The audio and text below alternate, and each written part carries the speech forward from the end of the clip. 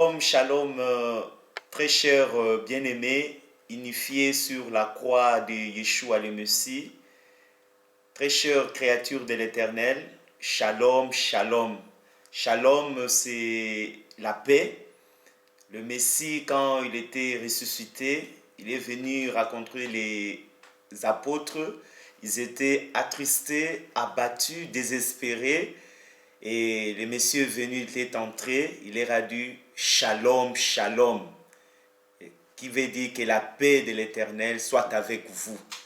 C'est cela par la vertu du Saint-Esprit, au Saint-Nom de Yeshua le Messie. C'est ce que nous voulons vous souhaiter à cet instant particulier, que l'Éternel nous a bénis, que nous soyons en contact avec vous au travers de ces supports médiatiques. Nous vous souhaitons shalom, shalom dans vos maisons, shalom, shalom dans la cité que vous habitez, shalom, shalom dans la ville où vous habitez, shalom, shalom dans les pays où vous habitez, shalom, shalom dans votre esprit, dans votre âme, dans votre corps, dans toute votre existence, shalom, shalom. Par la grâce de l'Éternel, aujourd'hui, nous présentons devant vous. Moi, personnellement, je suis votre serviteur, pasteur Jean-Paul. Je suis pasteur dans la maison de prière qui est à Courneuve.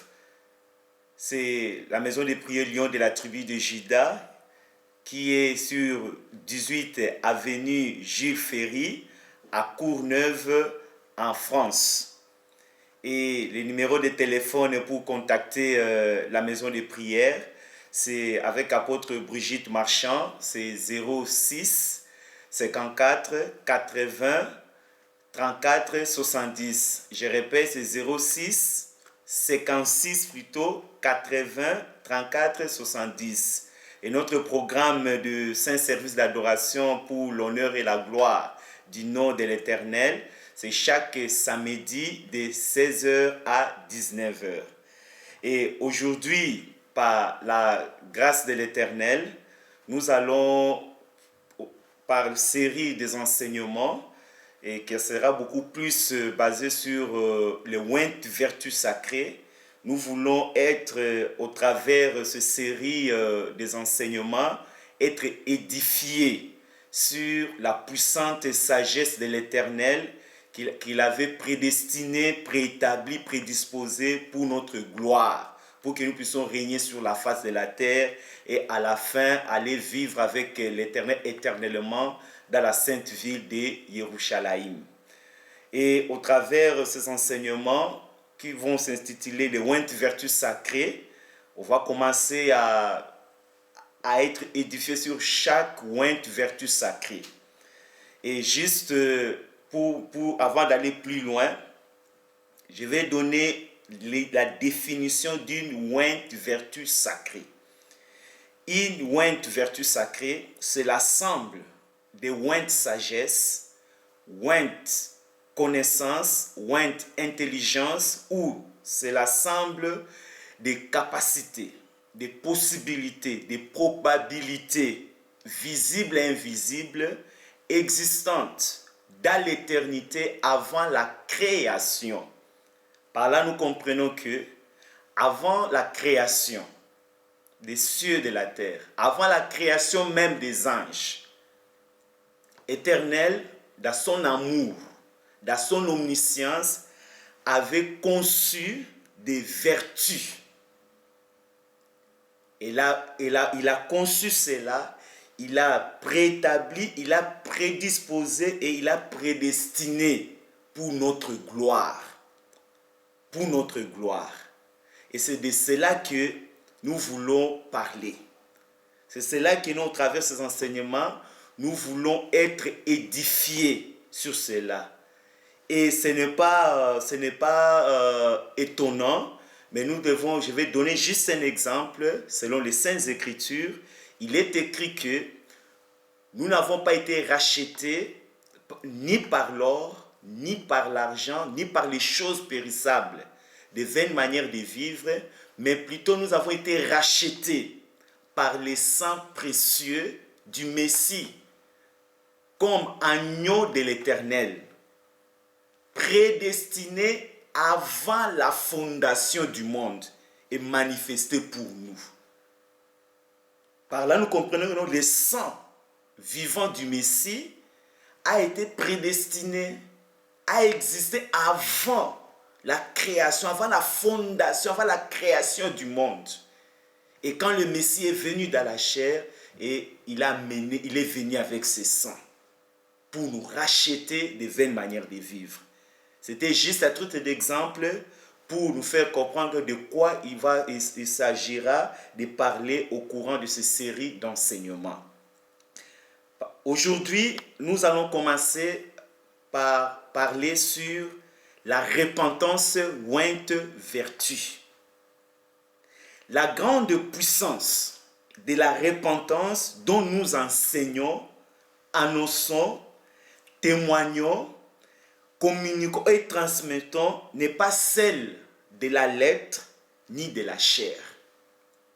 Nous enseignons, témoignons, annonçons, communiquons et transmettons la puissance de la repentance, ointe vertu, selon la ointe réalité et les pensées surnaturelles de la rédemption.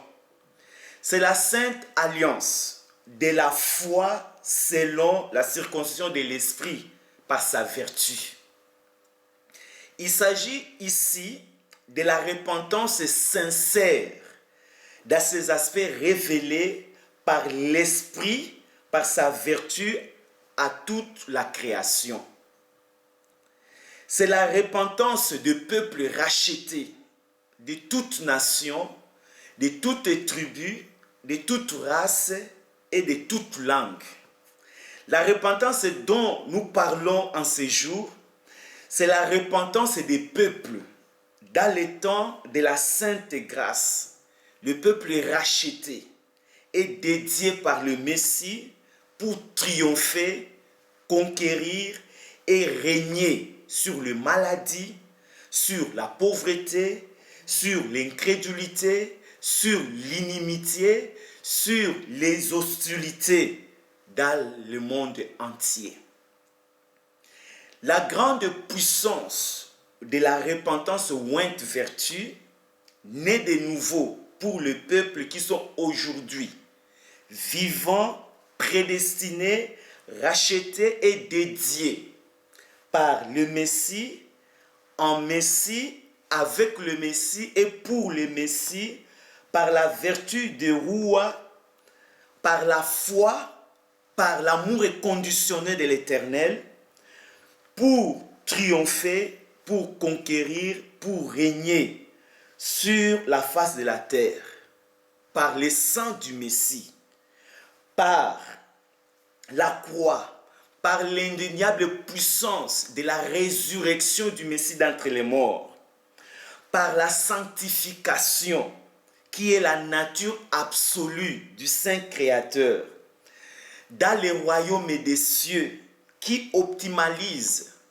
en autorité, en puissance des manifestations, des démonstrations, dans la maison des prières qui est le corps du Messie. Le Saint-Esprit, par sa vertu, nous enseigne que dès le commencement du temps du salut, lequel est le temps prophétique de la grâce, comme il est écrit que la grâce et la vérité sont venues par Yeshua le Messie. Le Messie, dans son exceptionnel et souveraine venue dans le monde, à tout point de vue, et Jean, le prophète Jean le Baptiste, dans son ministère puissant, ont annoncé et recommandé la repentance. Pourquoi? Il est écrit car le royaume des cieux est descendu à nous et très proche de nous. C'est ainsi que non, au commencement, Jean-Baptiste a dit repentez-vous car le royaume des cieux est proche. Le Messie aussi, quand il a commencé le ministère, il a dit repentez-vous car le royaume des cieux est proche.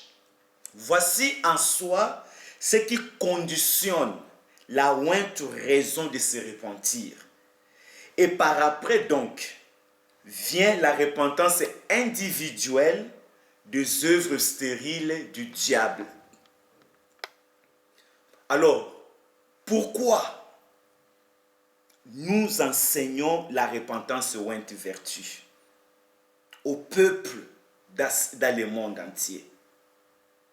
Pourquoi la repentance ointe vertu est une permanente ointe recommandation? Pourquoi le Saint-Esprit, par sa vertu, annonça à nos ancêtres et prophètes, au travers le mystère des pensées surnaturelles, de rester le plus longtemps possible dans la repentance? Pourquoi ils s'humiliaient et se prosternaient toute une journée devant le Saint Créateur pour l'implorer, plaider pour les autres et pleurer à cause de la désobéissance? Pourquoi la repentance? Nous enseignons la repentance ointe vertu. Nous allons voir dans Néhémie chapitre 9, nos ancêtres, ils ont resté toute une journée en train de se repentir, de pleurer devant les saints créateurs. Nous allons voir Daniel dans chapitre 9. Daniel restait des heures et des heures en train de se repentir. Pourquoi nous enseignons la repentance? Nous enseignons la repentance au peuple dans le monde entier aujourd'hui. C'est parce que la repentance ointe vertu est solennellement recommandée par le Messie d'être enseignée partout sur toute l'étendue de la terre. Pour cela, nous allons lire Luc chapitre 24, versets 46 à 47. Yeshua, chapitre 24, verset 46. Et il leur dit, Luc chapitre 24, verset 46, et il leur dit, ainsi il est écrit que le Messie souffrirait et qu'il ressusciterait de mort le troisième jour, et que la repentance et le pardon des péchés seraient prêchés en son nom à toutes les nations, à commencer par Jérusalem. Pourquoi nous enseignons la repentance ointe vertu? C'est parce qu'aussi la repentance est une ointe vertu qu'il faudra absolument posséder la sainte conscience de ce qu'elle est. Pourquoi nous enseignons la repentance ointe vertu? C'est à cause des raisons sacrées, des raisons du mal révélées pour se repentir selon l'Éternel. C'est-à-dire il y a des raisons sacrées d'un côté et de l'autre, il y a des raisons du mal qui sont révélées, et à cause de ces raisons, nous devons nous repentir. Et aussi, le Saint-Esprit révèle, annonce et édifie. Dans 1 Jean chapitre 1 verset 8, il dit que non, si tu dis que non, si quelqu'un dit qu'il n'a pas péché, il se séduit lui-même et la vérité n'est pas en lui. Et dans 1 Jean chapitre 1 verset 10, le Saint-Esprit par sa vertu révèle, annonce et nous édifie que si quelqu'un dit qu'il n'a pas de péché, il fait Dieu menteur et la parole de Dieu n'habite pas en lui. Voilà pourquoi personne ne peut d'abord se dire que non, moi je n'ai pas péché. Nous ne devons pas être pressés de dire ainsi, selon ce que le Saint-Esprit nous dit. Que si quelqu'un dit qu'il n'a pas péché, il est menteur. C'est ainsi que nous enseignons la repentance ointe vertu au peuple dans le monde entier. On va s'arrêter là. Je crois que par ce court message, le Saint-Esprit, par sa vertu, va continuer à bénir vos cœurs, vos vies, vos âmes, et continuer à vous parler, à vous conduire dans toute la vérité. Et prochainement, l'Éternel nous bénira de continuer à être édifiés sur ce message de la repentance ou vertu. En attendant cet enseignement, il y a tout un livre que l'Éternel nous a béni de produire sur la repentance ou vertu. L'auteur, c'est Enoch, apôtre Enoch. Vous pouvez déjà le retrouver sur Amazon.com. Allez sur Amazon. Nous vous convions, nous vous encourageons de vous procurer ces ouvrages et ça va bénir votre vie pour approfondir cette connaissance de la repentance ou vertu. N'oubliez pas, si vous avez besoin d'être édifié, de prendre le temps de communier ensemble avec les saints pour glorifier, adorer les saints créateurs, nous sommes à Courneuve sur 18 avenue Jules Ferry. C'est à Courneuve en France. Et le numéro de contact, c'est 06 56 80 34 70 avec apôtre Brigitte Marchand. Que l'Éternel vous bénisse au Seigneur de Yeshua le Messie. Shalom, shalom encore.